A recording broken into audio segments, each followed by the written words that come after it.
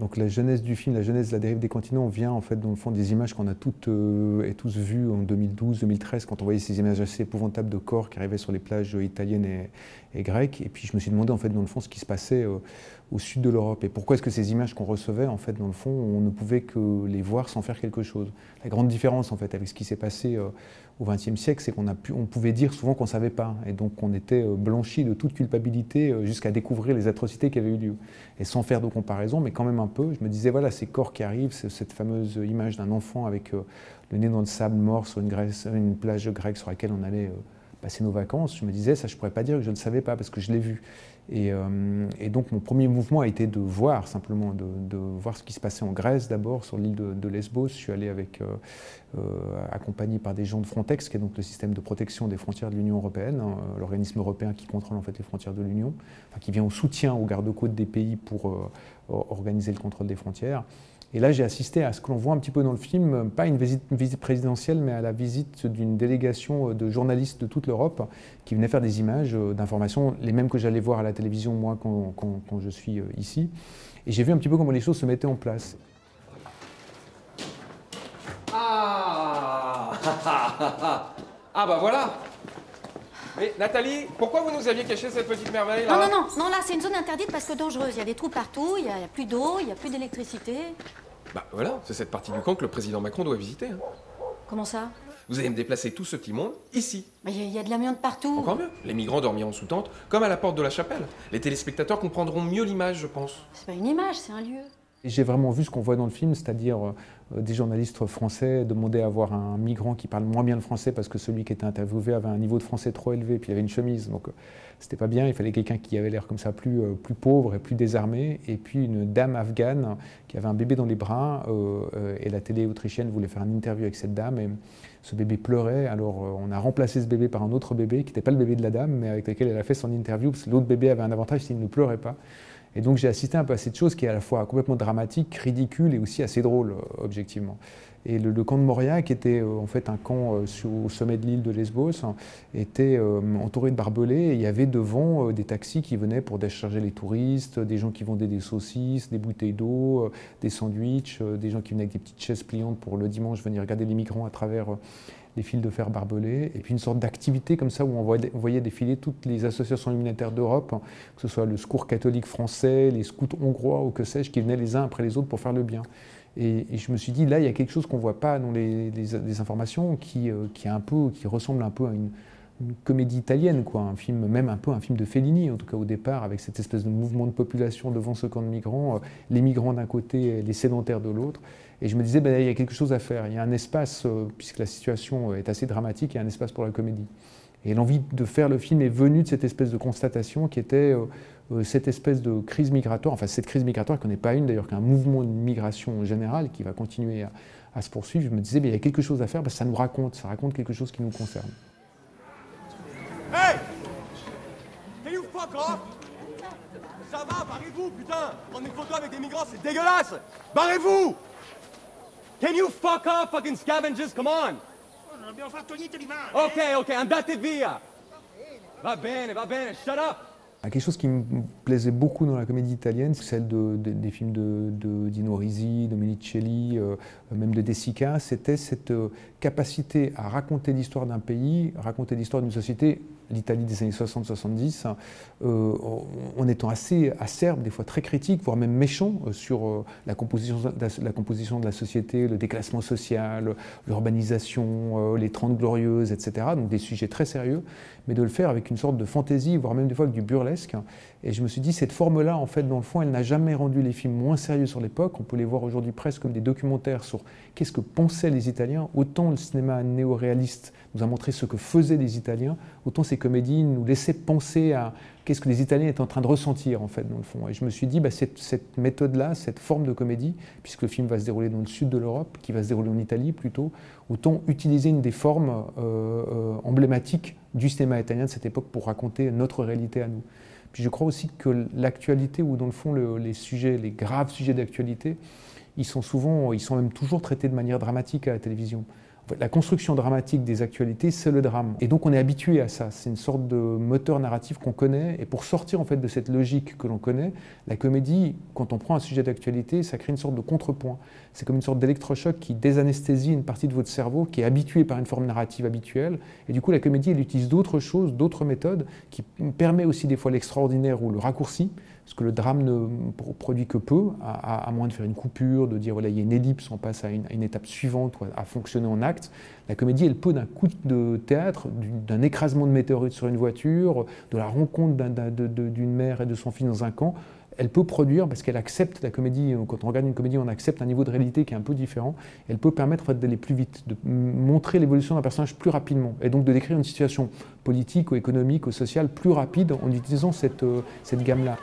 Déjà, vous pouvez pas vous asseoir comme ça, c'est pas possible. Là, vous êtes avachi, on dirait que vous êtes chez vous. Non, non, non, non, vraiment pensez que l'Europe vous impressionne, c'est ça l'idée. Danilo m'a demandé de m'asseoir, alors... Eh ben, faites comme si vous aviez pas compris. J'ai traduit tout Michel Houellebecq en poulard. Non, non, non, restez assis, ça vous concerne aussi. On va tout reprendre depuis le début, il n'y a rien qui va. Moi déjà, ce que j'aimerais, c'est qu'on soit sur une émotion. Dans. De quoi?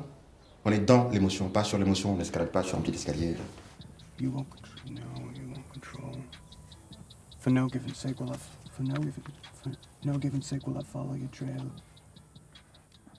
La chose qu'on partage plus habituellement pour communiquer, c'est le langage. Hein. Et en fait, on a toujours l'impression que c'est transparent. Ça l'est pas du tout, hein. Le langage il est connoté, un mot pour vous ne veut pas dire la même chose que pour moi, même en tant que francophone, il suffit d'aller... moi je suis suisse, hein.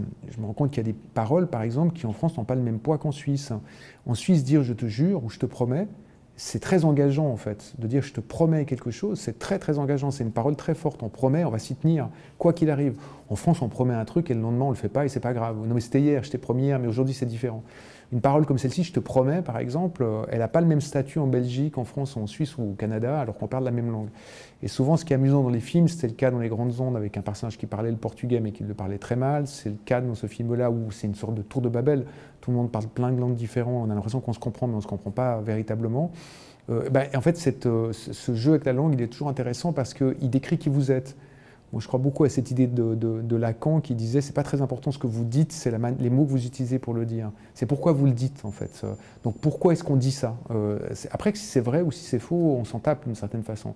C'est quel mot vous utilisez, quel champ lexical vous utilisez pour faire passer une idée ou un sentiment, quelque chose qu'on a vécu. C'est souvent très beau dans les films quand on voit des personnages qui racontent quelque chose qu'on a vu et on entend dans la façon de le raconter que c'est pas exactement ce qu'on a vu. Il y a beaucoup ça chez Rohmer, par exemple, de se dire les gens nous racontent plein de trucs, puis nous on a vu la scène, mais on n'aurait pas décrit les choses de cette façon-là. Et la manière dont ils la décrivent, ça c'est une valeur. Donc le film joue un petit peu avec ça, avec le fait aussi que dans cette espèce d'Europe où on est condamné à se comprendre, on ne parle pas les mêmes langues et que même quand on passe par la traduction, ça n'a pas le même statut. La vérité ou la politique pour une Allemande n'a pas le même sens que pour un Français ou une Française.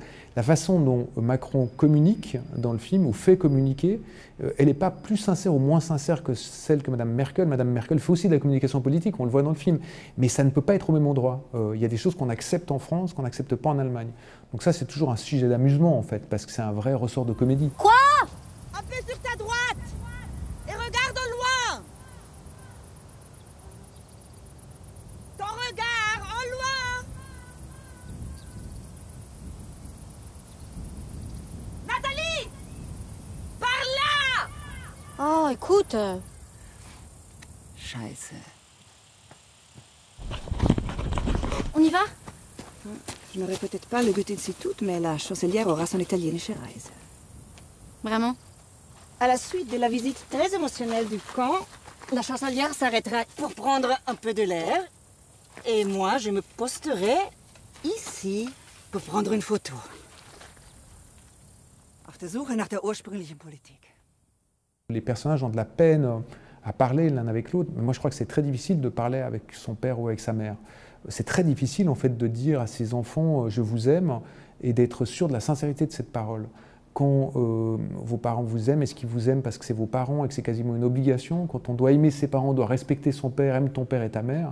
Donc quand on dit qu'on les aime, est-ce qu'on les aime vraiment ou est-ce que c'est une obligation de les aimer? Et qu'est-ce que ce aimer veut dire, par exemple? Alors ça, c'est quelque chose qui m'intéresse parce que c'est toujours un jeu de dupes, en fait, dans la langue. Et en fait, je crois que la parole qui est la plus sincère, c'est celle de dire « tu m'as manqué ».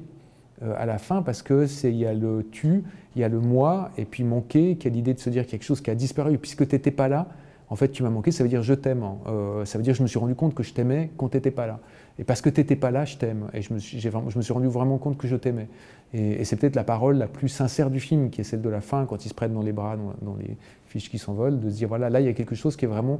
Ils sont d'une sorte. Et lui, il n'a pas besoin de répondre, hein, parce que répondre, ce serait comme copier, ou ce serait vous leur donner quittance d'eux. Mais en fait, c'est une parole qui se perd parce qu'elle l'englobe déjà. Tu m'as manqué, c'est toi, et c'est moi dans la même phrase, et il y a l'idée du manque. Gli occhi in fondo agli occhi verso la nostra notte. Tu m'as manqué, tu m'as manqué. Verso Tu m'as la manqué. nostra vita. Un giorno vedrai tu con me tornerai. Je pense que la vérité en tant que telle, elle existe, enfin, pas que je pense, je sais que la vérité n'existe pas. La vérité, c'est la façon dont on la regarde depuis le point duquel on est pour l'observer. Et quand on aime le cinéma ou qu'on aime les formes artistiques, quelles qu'elles soient d'ailleurs, parce qu'on aime que le réel, entre guillemets, soit retraité dans quelque chose, qu'on lui redonne une forme, et de cette forme peut découler un discours. Et on se moque dans le film des journalistes qui, en fait, dans le fond, font de la mise en scène, mais le film en fait aussi, puisqu'il met en scène un camp de migrants, puisqu'il met en scène une histoire dans ce camp de migrants, puisque, comme le dit le personnage d'Elisabeth Oana, la migrante à la fin du film, ben, vous nous filmez en train d'aller faire du vélo, vous nous filmez quand on va au champ, vous nous filmez. Elle dénonce le fait que le film lui-même est en train de faire de la mise en scène. Vous êtes là à nous filmer comme des pots de fleurs. Vous nous filmez au champ, quand on va faire du vélo, parce que ça vous va bien, vous faites bonne figure. Mais est-ce que vous vous souciez de nos sentiments? Personne ne me répond. Il n'y a pas de réponse. Personne qui me répond. Bon.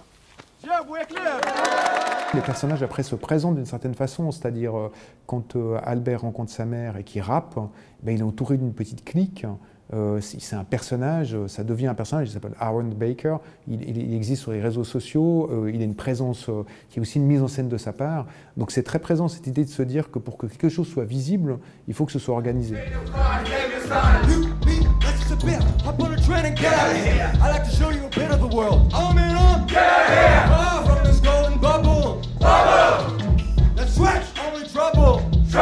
Moi, je crois beaucoup à la mise en scène. J'aime le documentaire parce que c'est sans doute une des formes les plus mises en scène du cinéma.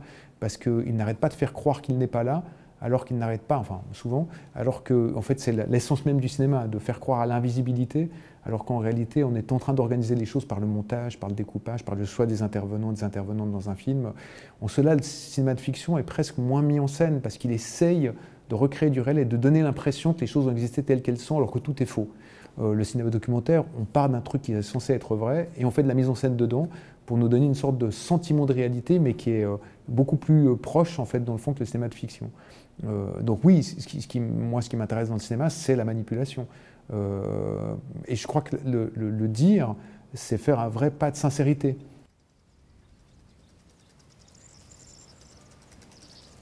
Scusa. Scusa. C'est possible?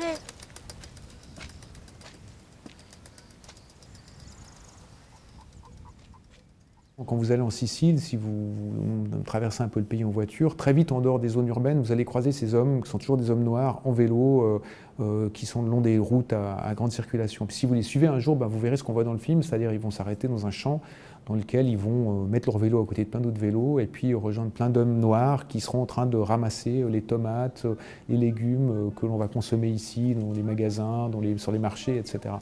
Et ces gens sont très peu payés, ils sont payés 5-6 euros de l'heure des fois, et c'est une forme d'esclavage moderne. D'ailleurs, l'image fait un peu penser aux champs de coton dans l'Amérique d'avant la guerre.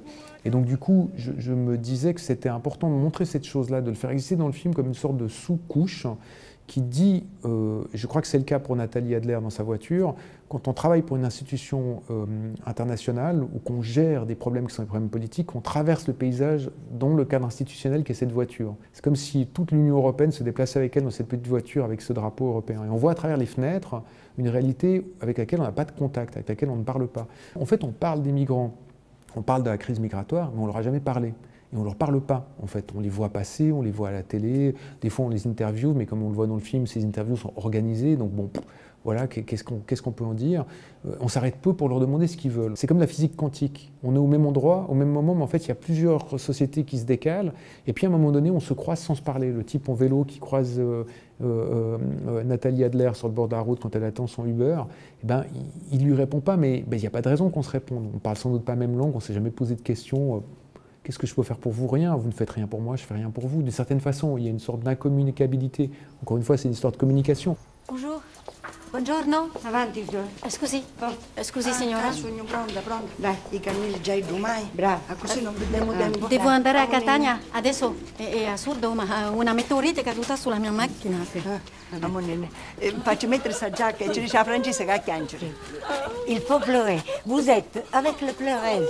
Mais moi, je ne peux pas pleurer comme ça sans raison. Non, non, il tempo, no? Faites semblant. Tra le donne, benedetto il frutto del tuo seno, Gesù. Santa Maria. Qui est mort? C'est quelqu'un du village? Per favore, piangi. Erano 64 sulla barca. Le film a un double titre qui s'appelle La dérive des continents, parce que pour moi il y avait l'idée de se dire que cette idée même d'être français de souche, italien de souche, elle n'existe nulle part, parce que les continents bougent. Le continent européen sur lequel on est dérive, bouge tout le temps en fait. La plaque africaine va finir un jour par rentrer en contact avec la Sicile, qui viendrait s'écraser contre la boîte italienne, qui viendrait s'écraser contre l'Europe continentale, et puis il y aura une sorte de continuité territoriale entre l'Europe et l'Afrique. Ça c'est la réalité, et ça bouge. Donc si vous êtes né à Paris un jour, il y a de cela 20-30 ans, vous n'êtes pas né au même endroit géographique, parce que la France s'est décalée. Donc on est tous sur des endroits qui bougent, on est tous sur un continent qui dérive, sur des continents qui dérivent. On le voit beaucoup en Sicile, parce qu'on voit Gibellina, et c'est dû à un tremblement de terre, le village a été détruit dû à un tremblement de terre, et c'est la conséquence de le bougement des plaques tectoniques. Il y a l'Etna, donc il y a partout des signes en fait de ce mouvement géologique. Et puis aussi il y avait l'idée de se dire que ce continent il a quand même beaucoup dérivé par rapport l'Union européenne, par rapport à ce qu'il l'a créé, aux conditions de sa création, l'Holocauste, la guerre, 39-45, l'envie que ça ne se reproduise plus jamais, et de mettre en place un certain nombre de choses qui fait que ça ne se reproduira plus jamais. Puis on se rend compte qu'on se retrouve avec des camps, des papiers, des gens. Alors c'est pas la même chose, c'est pas la même chose que le nazisme, mais ça pose des questions de se dire, tiens, on se retrouve dans un système qui fait que des gens se noient en fait à nos frontières, et on s'est protégés nous ensemble, mais en fait on ne protège pas les gens qui veulent arriver, et en fait on accepte, on peut continuer à vivre en imaginant que des gens se noient en Méditerranée, que la mer dans laquelle on va se baigner en été est un cimetière, etc. Il y a une sorte de dérive idéologique par rapport aux idéaux qui étaient les idéaux européens du départ et ce qu'ils sont devenus aujourd'hui. Alors moi je suis très européen, donc je crois fondamentalement et foncièrement à l'Union européenne, mais ça ne m'empêche pas d'être critique, c'est même mon devoir d'être critique. Et le sous-titre au sud, c'est parce que le film fait partie d'une tétralogie de 4 films autour des 4 points cardinaux européens. J'en ai fait un premier qui s'appelait Comme des voleurs, sous-titré à l'Est, qui se déroule en Pologne, un qui s'appelait Les grandes ondes à l'Ouest sur la Révolution portugaise de 1974, celui-ci au sud, puis il y aura un au nord dans le futur qui se tournera en Écosse. Voilà.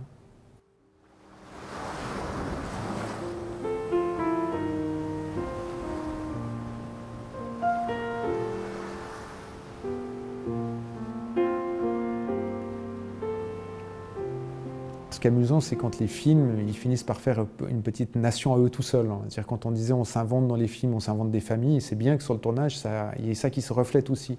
En fait, quand on tourne seulement avec des comédiennes et des comédiens français, on se retrouve très vite dans un entre-soi quand même, parce que les gens se sont déjà croisés sur d'autres films, parce qu'ils appartiennent à cette famille de cinéma française-là ou celle-ci. Alors moi, comme Suisse, c'est vrai que j'ai la chance d'avoir une double famille francophone. Il y a d'abord le cinéma suisse avec des acteurs suisses francophones, et puis il y a le cinéma français avec des acteurs français francophones. Et ça m'amuse toujours de me dire comment est-ce qu'on peut faire que sur le film, il y ait des gens qui viennent chaque fois d'une famille de cinéma différente. C'est le cas pour tous les films que j'ai faits. Ça a toujours été une sorte de mélange entre différentes familles de cinéma. Là, ce qui est beau, c'est d'imaginer qu'il y a un acteur québécois qui vient avec une habitude du cinéma plutôt nord-américaine. Il a aussi tourné dans des séries américaines pour la télé américaine et pour les plateformes, aussi dans des films américains. Il fait du cinéma au Québec, ce qui est très différent de faire du cinéma en France. Moi, ce qui m'excite, c'est l'intelligence. Ça me rend dingue, brûlante de désir. Je te jure, je ferais n'importe quoi pour un homme dont les propos m'étonnent, me traversent, me pénètrent. Ursina Lardis, c'est une comédienne suisse, mais qui travaille en Allemagne, à la Schaubühne, expérience de théâtre, etc. Donc une forme de théâtre très différente de celle que peut jouer par exemple Isabelle Carré en France.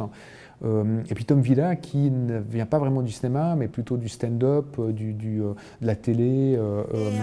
Que fait la chancelière pendant que votre président hume la situation? Bah, s'il y avait eu des enfants malades, elle aurait pu en prendre un dans ses bras. Glaub's nicht. Mais bon, la question se pose pas, il n'y a pas d'enfants malades. Et qu'est-ce que tu peux, moi? Il n'y a pas de misère, pardon, mais ça manque de sang dents, quoi. Il n'y a pas de drame, quoi. Et je trouvais ça intéressant parce que du coup, tous ces gens viennent, et en fait, c'est un peu comme dans le film. Ils font une sorte de... C'est comme les personnages, en fait. Ils viennent tous d'un endroit différent, et il faut essayer de trouver des marqueurs communs. Et ce qui est très beau, c'est qu'il y a toujours une forme, quand les acteurs sont intelligentes, ce qui est le cas dans ce film-là, c'est qu'il y a une curiosité pour les autres. Et donc, il y a une envie de savoir comment ça fonctionne, même dans la méthode de travail. En fait, Théodore Pellerin avait une habitude peut-être au début du film plus carrée, plus contrôlante sur ce qu'il allait jouer dans le film. Isabelle Carré, elle vient de quelque chose qui est plus... On va essayer, on va voir ce qui se passe sur le plateau.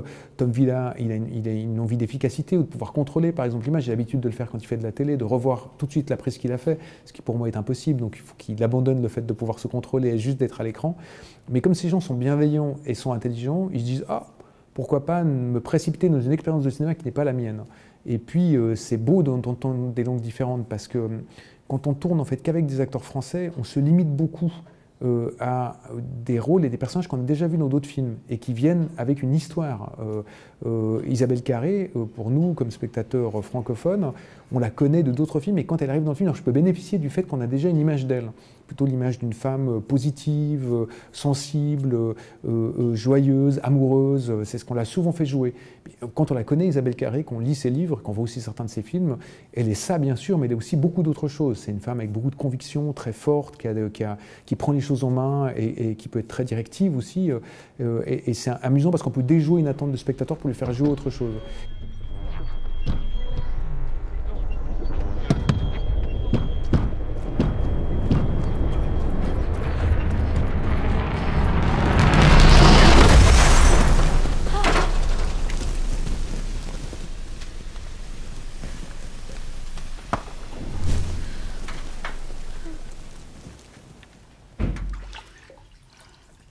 Alors la scène de la météorite, elle est étrange parce qu'elle a été, dans le scénario, elle était placée tout au début du film. Elle ouvrait le film en fait. Il y avait cette scène de météorite où le personnage de Nathalie Adler voyait son fils écrasé par une météorite, avant même qu'elle l'ait rencontré. Et avec la monteuse Pauline Gaillard, qui a monté tous mes films, on a beaucoup réfléchi à quel endroit on devait la mettre. Au début, ça crée une sorte d'attente, enfin ça déjouait une attente qui était celle du fantastique dans le film, comment le fantastique va s'immiscer petit à petit. Et ça, c'est encore une fois un des bonheurs de la comédie, c'est-à-dire que de voir une voiture détruite par une météorite, ça oblige le récit à s'accélérer d'un seul coup. C'est-à-dire que le personnage d'Isabelle Carré le rêve, puis ça arrive véritablement, puis sa voiture est vraiment écrasée par une météorite, ce qui la fait rire, ce qui lui fait dire c'est absurde d'y avoir pensé que ça arrive, la force de la pensée a produit cette chose-là. En même temps, ça l'oblige à sortir de ce petit cadre institutionnel qu'est la voiture, de sortir du dur pour aller marcher, traverser le paysage à pied, rencontrer un cycliste qu'elle voyait toujours à travers les fenêtres de la voiture, rencontrer des personnes dans un petit village qui font une procession et se mouiller au sens propre comme au sens figuré. C'est-à-dire cette espèce de météorite, elle produit une accélération du récit qui fait que le personnage passe du dur au mou, voire même à l'humide. Et ça, c'est un des bonheurs de la comédie. Une comédie permet ça. Permet cet absurde-là. Dans un film qui serait un drame, par exemple, il faudrait une explication de cette météorite. Comment est-ce que c'est possible? Comment ça s'est passé? Il faudrait remonter le fil du film pour se poser la question de... C'est une sorte d'accélération. Vous avez ça, je ne sais pas, dans le Cornio, quand la voiture de Bourvil est détruite par la 2 chevaux de Bourvil est détruite par la Rolls de Funès, bah, ça lance le récit. À partir de là, l'histoire peut commencer. Mais c'est absurde que ces deux personnages se rencontrent. Et donc c'est quelque chose qui me plaisait parce que, effectivement, ça produit du poétique. En même temps, ça produit quelque chose d'un peu politique dans le film, parce qu'on peut imaginer que cette étoile, pour moi, elle est un peu... c'est presque une étoile du drapeau européen, de ce drapeau si prestigieux, avec ces 12 étoiles qui montrent l'excellence. Et puis on oublie très souvent que des fois, des étoiles de ce drapeau viennent à se décrocher. Elles se décrochent en Pologne quand on retire le droit d'avortement pour les femmes. Elles se décrochent en Hongrie quand on maltraite les communautés, les minorités sexuelles. Elles se décrochent en Italie quand Madame Meloni passe au pouvoir. Elles se décrochent en Méditerranée souvent. Et donc on a tendance à oublier que beaucoup d'étoiles nous tombent sur la gueule de ce drapeau si parfait. Et je trouvais bien que cette voiture, elle soit écrasée par une de ces étoiles, de se dire, bah, si tu ne veux pas voir qu'il y a un problème, ça va finir par se rappeler à toi. Mais ce qui est bien, c'est quand cet élément politique passe plutôt par quelque chose de poétique, ce qui est le cas du film.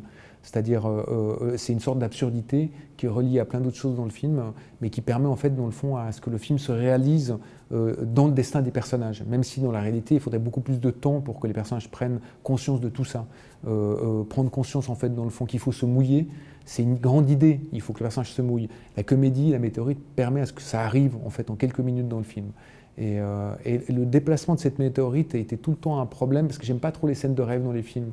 J'ai toujours l'impression que c'est une forme de, je sais pas comment dire, de facilité pour le scénario.